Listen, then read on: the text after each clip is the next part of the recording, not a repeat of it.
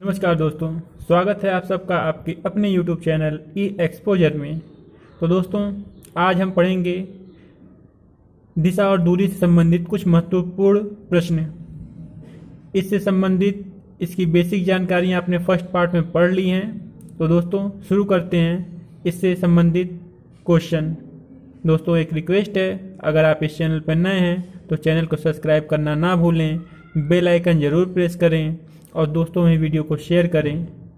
तो दोस्तों क्वेश्चन कह रहा है, सोनिया अपने घर से चली और 4 किलोमीटर पूर्व की ओर गई। तब वह बाएं घूमी और 6 किलोमीटर चली। फिर वह दाएं घूमी और 4 किलोमीटर चली। वह प्रस्थान स्थान से कितनी दूरी पर है? तो दोस्तों ये जहाँ से वो चली थी वहाँ से जो डिस्टेंस कवर कर ली उसकी दूरी पूछ रहा है। दोस्तों हमें करना ये होगा, हम एक मूल बिंदु मान लेते हैं और वहाँ से हम दिशाएं तय कर लेते हैं। तो ये 4 दिशा होगी, ईस्ट, वेस्ट, नॉर्थ और साउथ। तो दोस्तों जिस प्रकार क्वेश्चन कह रहा है उस तरह से क्वेश्चन पर हम आगे चलते हैं। दोस्तों सोनिया अपने घर से चली और 4 किलोमीटर पूर्व की ओर चली। ये मूल बिंदु हो तो पूर्व की तरफ इधर होगा क्योंकि ईस्ट इधर है। तो ये 4 किलोमीटर चली पूर्व की ओर। तब वह बाएं मुंह घूमी। दोस्तों इसको सॉल्व करने के लिए आपको एक बात याद रखनी होगी कि दोस्तों वो यहाँ पहुँची। सपोज कीजिए आप खुद यहाँ खड़े हैं, अब पूरब की दिशा में जाएंगे तो आपका जो मुंह होगा वो पूरब की तरफ होगा। तो दायां हाथ नीचे को, बायां हाथ ऊपर को होगा। तो दोस्तों फिर वो कह रहा है तब वह बाएं घूमी। तो दायां हाथ नीचे है, बाएं हाथ ऊपर है, यानी ऊपर की तरफ घूमेगी और 6 किलोमीटर चलेगी। तो दोस्तों ये ऊपर की तरफ 6 किलोमीटर चली। फिर कह रहा है फिर वह दाएं घूमी। दोस्तों अब आप सामने उत्तर की तरफ देखोगे तो दायां आपका पूरब की तरफ और बायां आपके पश्चिम की तरफ होगा। तो फिर वह दाएं घूमी। तो दोस्तों दाएं घूमेगा तो ये इधर चला आएगा और 4 किलोमीटर की ये दूरी तय कर रही है। तो दोस्तों कह रहा है वह प्रस्थान स्थान से कितनी दूरी पर है। तो दोस्तों इस दूरी को आप नीचे इस तरह से स्क्रॉल करके ऐसे बढ़ा सकते हैं। तो ये 4 और ये 4, कुल आपकी यहाँ से मूल बिंदु से दूरी जो हो गई ये 8 हो गई। और दोस्तों ये ऊपर को गई है, तो जब ऊपर की गई है तो यहाँ से आपकी जो दूरी है ये 6 की है। तो दोस्तों अगर आप इसको ऐसे मिलाते हो तो ये बन जाएगा एक राइट एंगल ट्रायंगल। मतलब ये आपका आधार हो जाएगा जिसको बेस बोलते हैं, और ये हो जाएगा परपेंडिकुलर जिसको लंब बोलते हैं, और ये हो जाएगा हाइपोटेनस। तो दोस्तों इस टाइप का आपको हमने बेसिक समझाया था कि आपको अगर हाइपोटेनस निकालना हो तो इसका फार्मूला क्या होता है। तो हाइपोटेनस का फार्मूला होता है √p² + b²। दोस्तों p का मान यहाँ देख रहे हैं 6 है, तो 6 का स्क्वायर, और b का स्क्वायर दोस्तों ये 4 पहले चली थी, बाद में ऊपर से 4 चली तो ये कुल 8 हो जाएगा, 8 का स्क्वायर। इस प्रकार दोस्तों इसको सॉल्व करेंगे आप तो 6×36 और 8×8 64, इसको आप जोड़ देंगे तो ये आपका आ जाएगा 100, और इसका रूट जो निकलता है दोस्तों वो 10 का ये रूट होता है। तो पूछ रहा है कितनी दूरी पर है। तो दोस्तों 10 किलोमीटर की दूरी पर है अपने मूल बिंदु से। दोस्तों वीडियो पसंद आए तो लाइक करना ना भूलें। चलते हैं नेक्स्ट क्वेश्चन पे। दोस्तों अगला क्वेश्चन कह रहा है शारदा दक्षिण की दिशा में चलना शुरू किया। तो दोस्तों हम एक मूल बिंदु मानते हैं, इसी से हमारा पूरब, पश्चिम, उत्तर और नीचे दक्षिण। तो शारदा ने दक्षिण दिशा में चलना शुरू किया तो दोस्तों ये नीचे हो गया। 15 किलोमीटर चलने के बाद, तो नीचे की दिशा में यानी दक्षिण में 15 किलोमीटर चली। चलने के बाद वह 2 बार अपने बाएं घूमी। तो दोस्तों जब नीचे की तरफ आप रहेंगे, सपोज किए तो आपका जो सर होगा वो दक्षिण की दिशा में, मुंह जो होगा वो दक्षिण की दिशा में होगा। तो उस अवस्था में आपका दाएं जो होगा और बाएं होगा वो देखने वाली बात है। तो दोस्तों जब आप दक्षिण दिशा में देखेंगे तो आपका दाएं हाथ पश्चिम की तरफ और बायां हाथ पूर्व की तरफ होगा। तो क्वेश्चन में कह रहा है कि 15 किलोमीटर चलने के बाद वह 2 बार अपने बाएं, दाएं तरफ नहीं बाएं तरफ, तो यह 2 बार बाएं तरफ घूमती है। और कह रहा है दोनों बार वह 15-15 किलोमीटर चली। तो बाएं घूमेगी तो इधर आ जाएगा, ये 15 चली। अब दोस्तों अब यहाँ पे हो जाएंगे जब आप तो देखेंगे आपका जो सर होगा वो पूरब की तरफ और दायां हाथ दक्षिण की तरफ, बायां हाथ उत्तर की तरफ हो जाएगा। तो कह रहा है 2 बार अपने वह बाएं तरफ घूमती है, तो बाएं तरफ जाएगी तो फिर ये 15 किलोमीटर ऊपर की तरफ वो जाएगी। तो कह रहा अब वो अपने प्रस्थान स्थान से कितनी दूरी और किस दिशा में है। दोस्तों देखिए, नीचे जितना आई थी इतना ही ऊपर गई, तो ये आपस में जो होगा वो कैंसिल हो जाएगा। तो दोस्तों ये दूरी जो मान्य होगी, जो यहाँ से बनेगी, ये 15, यानी मूल बिंदु से यह 15 किलोमीटर चली है। और गई किधर है, ये आ रही है यहाँ पे, मूल बिंदु से ये पूर्व दिशा में है, तो इसका आंसर हो जाएगा दोस्तों 15 किलोमीटर, और दिशा जो हो जाएगा वो पूर्व हो जाएगा। दोस्तों चलते हैं नेक्स्ट क्वेश्चन पर। बस दोस्तों आपको इसमें एक काम करना है, जहाँ पर बोले वहाँ पर खुद को इमेज करिए कि हम खुद वहाँ पहुँचे हुए हैं, और अपना राइट और लेफ्ट आप वहाँ पर देखिए, वही आपका आंसर सॉल्व करने का सबसे बेहतरीन तरीका होगा। अगला क्वेश्चन है दोस्तों, एक दिन सुबह रीता ने सूर्य की ओर चलना शुरू किया। तो दोस्तों हम जानते हैं सुबह के समय ये सूर्य है,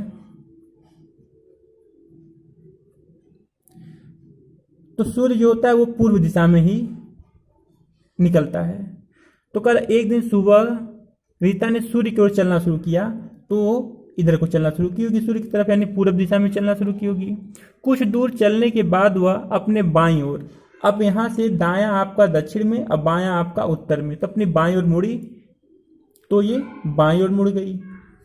फिर एक बार और मुड़ी, तो फिर एक बार और मुड़ेगी, तो दोस्तों ये वापस इधर आ जाएगी, क्योंकि दायां आपका जब उत्तर में जाएंगे तो पूरब की तरफ, और बायां आपका पश्चिम की तरफ होगा। फिर कुछ देर चलने के बाद वह दाईं ओर मुड़ी।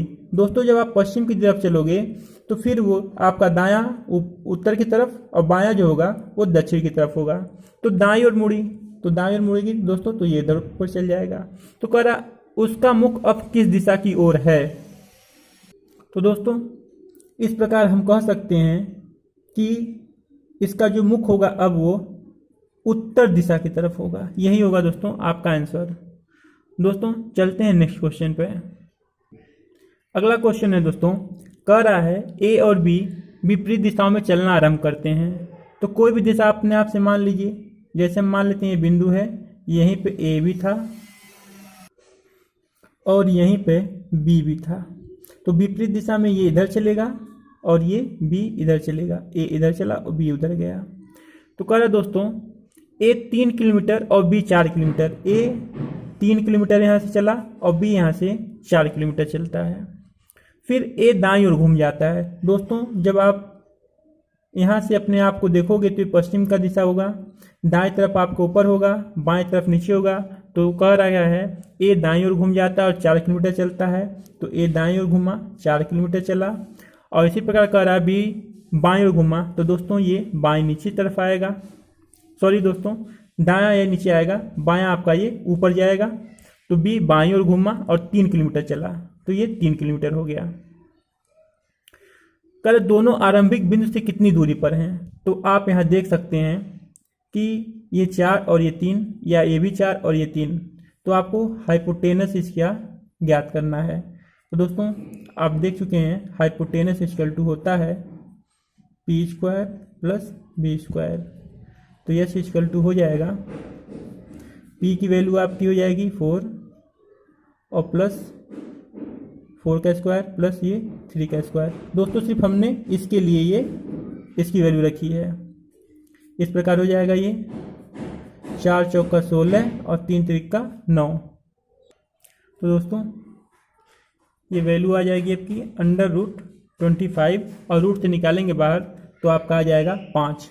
तो दोस्तों 5 किलोमीटर की दूरी होगी ए के लिए। इसी प्रकार दोस्तों आप बी को देख सकते हैं, 4 रखेंगे, 4 चौका 16, 3 त्रिक का 9, तो आप देखेंगे बी भी दोस्तों सॉल्व करने पर 5 किलोमीटर की दूरी पाएगा। तो दोस्तों दोनों आरंभिक बिंदु से कितनी दूरी पर है, तो दोस्तों इसका आंसर हो जाएगा कि दोनों 5 किलोमीटर दूरी हैं यहाँ से आरंभिक बिंदु से। ये दूरियाँ जो दोनों की आ रही हैं दोस्तों, ये 5-5 किलोमीटर की ही आ रही हैं। दोस्तों चलते हैं नेक्स्ट क्वेश्चन पे। दोस्तों यहाँ प्रश्न है, एक दिन शाम को सूर्यास्त से पहले दो मित्र रमन और अर्जुन आमने सामने बैठकर बातचीत कर रहे थे। यदि रमन की परछाई ठीक उसकी बाईं ओर पड़ रही हो। तो दोस्तों समझने वाली बात ये चीज़ की है यहाँ पर कि जब शाम हो जाता है तो सूर्य पश्चिम से निकलता है। तो फिर कह क्या रहा है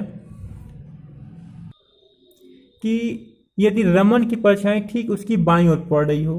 तो दोस्तों रमन की परछाई ठीक उसकी बाईं ओर पड़ने के लिए इधर से जब फोकस मारेगा पश्चिम की तरफ से तो लोग यहीं बैठे होंगे। तो जब रमन की परछाई ठीक उसकी बाईं ओर पड़ेगी तो जब रमन इधर ताकेगा तो उसका दायां इधर होगा अब बायां इधर होगा। तो रमन जो बैठा होगा दोस्तों ये दक्षिण की तरफ मुंह करके बैठा हुआ होगा। ये हो गया रमन। और दो लोग बैठे थे रमन और अर्जुन। तब दोस्तों अर्जुन जो होगा ये उत्तर की तरफ मुंह करके बैठा होगा।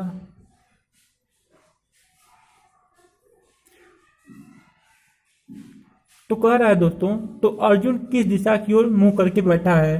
तो दोस्तों आपको जवाब मिल चुका है उत्तर दिशा की तरफ। दोस्तों यहाँ पे समझने वाली बात सिर्फ इतनी सी है कि जब सूर्य ढलता है तो पश्चिम में ढलता है और निकलता है तो पूर्व में निकलता है। तो जब पश्चिम में ढलता है और दाएं बाएं होगा तो यानी उत्तर और दक्षिण में मुंह होना चाहिए।